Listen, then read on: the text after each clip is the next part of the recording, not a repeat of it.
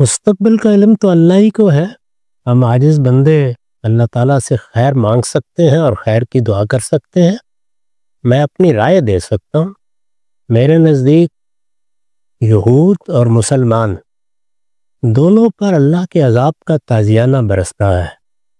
اللہ تعالیٰ نے یہود کے بارے میں سورہ اعراف میں یہ بتا دیا ہے کہ انہیں میں مہلت بھی دیتا رہوں گا اور پھر ان کے کرتوتوں کی سزا بھی انہیں وقتاً فوقتاً ملتی رہے گی۔ میرے نزدیک ان کو اس وقت اللہ تعالیٰ کی طرف سے ایک بڑی مہلت ملی۔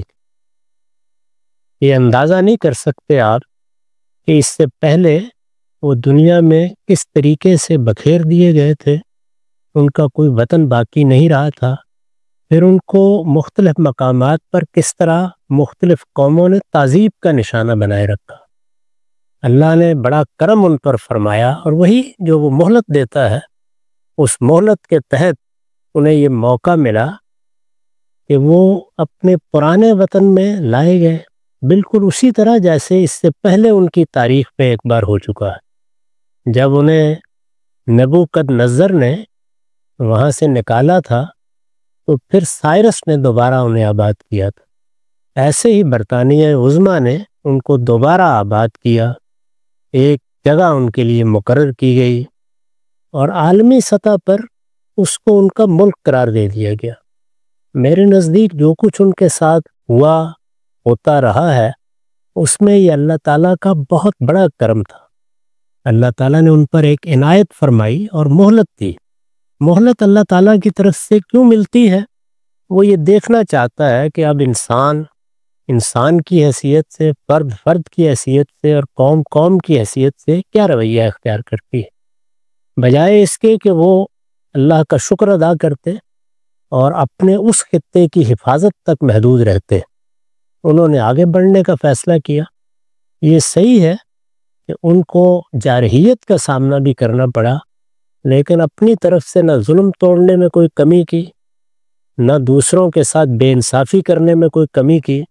جہاں موقع ملا اپنے لیے آگے کی راہ نکالی، اور اس طریقے سے اس دائرے میں محدود رہنے کی بجائے اپنی طاقت کے بلبوتے پر ایک پوری قوم کو وہاں سے جلا وطن کرنے اور اس کی نسل کشی کا فیصلہ کر لیا۔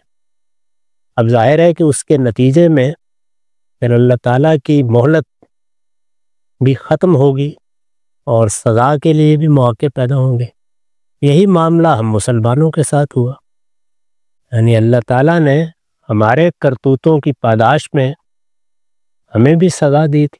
پہلے ہم انحطاط سے دوچار ہوئے، ہماری سلطنتیں ختم ہوئیں، پھر ہم پوری دنیا میں محکوم ہوئے، پھر ہم نے پہلی جنگ عظیم میں عالمی سطح پر شکست کھائی اور مفتوح ہو گئے۔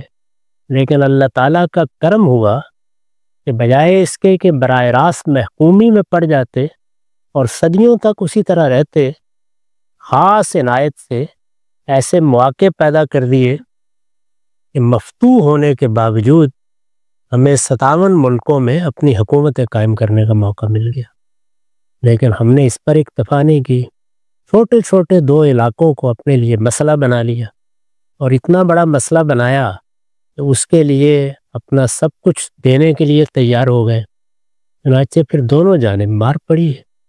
تو یہ اصل میں میرے نزدیک اس قانون کا ظہور ہو گیا ہے جو ناشکری کرنے والی قوموں کے لیے اللہ تعالیٰ نے بیان کر رکھا ہے، اور دونوں کے لیے ہوا ہے۔ چنانچہ دیکھ رہے ہیں آپ کہ دونوں ہی ایک دوسرے کی قوت کا مزہ چکھ رہی ہیں۔